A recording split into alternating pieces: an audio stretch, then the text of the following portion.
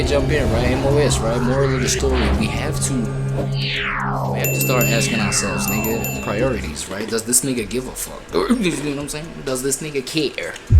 Does he give a fuck about, right, the kind of consistency that, you know, the audience holds him up to, like the kind of standard of consistency that his audience holds him up to? It might say some things about Chain Eagle. I'll break that down later. But you know what I'm saying?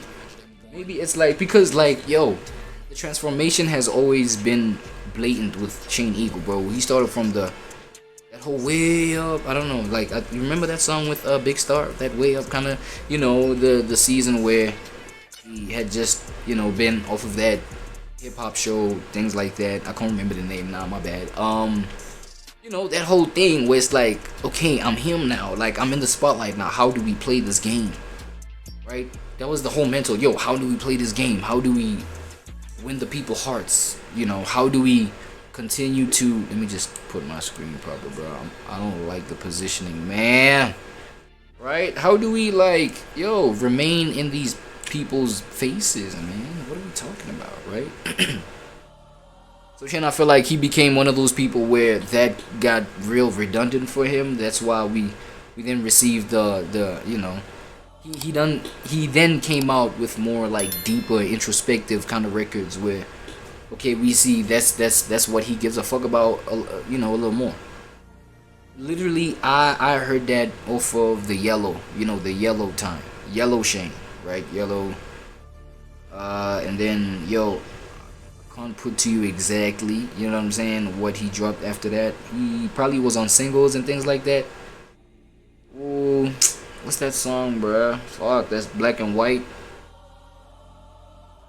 You know, where it's all black and white, things like, you know what I'm saying, where it's, you know, shit is black and white, shit is simple in the visuals, you feel me? He'd pop out with songs like Let It Flow, yeah, to you know, let you know that, yo, the streets still, or to, I don't know, maybe to just see if the streets still fuck with him, right? Wasn't mad at that, you know what I mean? We got even, you know, fast forward to a time like Dark Moon, and that one is at the top of my head because that one is literally one of my, you know, like one of my favorite that Shane dropped. Facts. Dark Moon got that, right? Yeah, facts. To this day, you know what I mean? I be bumping a few tracks here and there. Yeah, Dark Moon, he was there. He was kind of deep with it. He had his vibes. He had his vibey joints and shit like that. So he's just like been, and then from that point he kind of like parked at that level, right? He kind of like chilled out, you know. I think the next one was it Green? Oh fuck, like my memory's not serving me, like, but you know, all the way to like the time of Green. Green was even more kind of not loud like that, you know what I'm saying? It was even just like a little bit more calm than Dark Moon, right? Type thing, like that's the general feel, because you know it's all about how these things make you feel and like what you remember from them. And this is what I got. Like I would bump Green, going to work, coming back, like on my, you know, on my daily routine type shit. You know what I mean? It would be Green, it would be some Reese shit too. You know, some Coda shit, Coda the Friend, type shit. You know what I mean? The kind of thing that just like gets you to it. Kind of like focus, not like, yo, we having a good time, we got to vibe out, yo, what's up with the energy here, like, you know what I'm saying, what's the numbers with the shit, like, yo, like, what's the vibes, what's the, I ain't gonna lie, you feel me? So I feel like, you know, the moves were deliberate at this, like, at this rate. The moves is deliberate at this rate. You feel what I'm saying? Now we done got, you know, now we done got Never Meet Your Heroes, or is it Don't Meet Your Heroes, Never Meet Your Heroes? You feel me? I feel like something happened, bro. Like, I feel like a realization, especially with him being the person that he is. You know, the nigga met his heroes. The nigga met his heroes. He saw, you know, the truth behind all that. You know what I'm saying? That whole play of just like, yeah, meeting the person that you look up to, and then making the shit about, yeah, the positioning that these people are at. And then when I also get to that position, I'm, making it about that and just inspiring the next person. Look, that kind of intention, a whole lot of people said that kind of intention, with their music and shit like that. But at the end of the day, it's like, you can get to a point where you see, you see through the veil. You see on the other side of the veil, you're like, nah, this kind of aesthetic, this kind of imagery, right? This kind of just even positioning of status and whatnot is what I'm trying to get to. But then you meet you meet these people in real life, and you realize, yo, the shit that they gotta sacrifice. These niggas ain't even family, man. These niggas is deadbeat dads. These niggas. You feel me? These niggas, no level of consistency, loyalty, no level. You know what I'm saying? Like, the principles is janky. I'm not finna lie. Yo, this shit falling off, yo. Get rid of it. Feel me?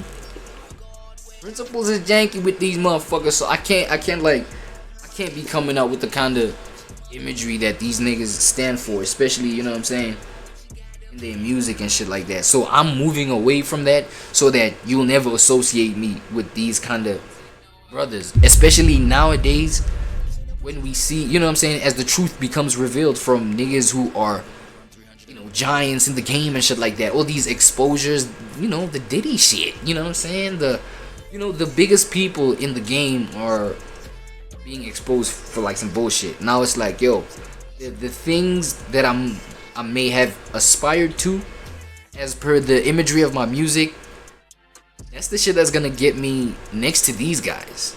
And now, even with the, ego deaths that they going through, the humiliation rituals, I don't want to be associated with that. So I'm fine here by, the educational rapper. I don't know. I don't mean to make that sound corny though. You know what I'm saying?